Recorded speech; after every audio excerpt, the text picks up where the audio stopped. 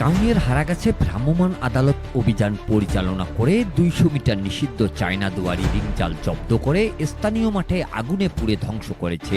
১৭ মে রোববার হারাগাছ ইউনিয়নের পূর্ব সনাতন ডোবারপাড় এলাকায় দোলা থেকে এসব নিষিদ্ধ চায়না দুয়ারি জাল জব্দ করা হয়। ভ্রাম্যমাণ আদালতের অভিযান পরিচালনা করেন সহকারী কমিশনার ভূমি অঙ্কন পাল। অভিযানে সহযোগিতা করেন উপজেলা মৎস্য দপ্তরের ক্ষেত্র সহকারী আশরাফুল ইসলাম ও কাউনিয়া থানা পুলিশ।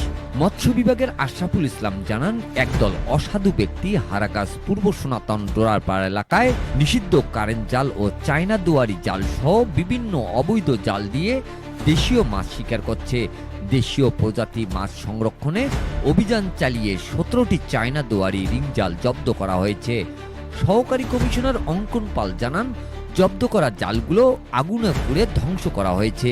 এ অভিযান অব্যাহত থাকবে বলে জানান তিনি। এদিকে অবৈধভাবে দেশীয় মাছ শিকার ও পানি নিষ্কাশনে বাধাগ্রস্তে রিংজাল জব্দে প্রশাসনকে ধন্যবাদ জানিয়েছেন স্থানীয়রা। Mizanur Rahman, DRS news.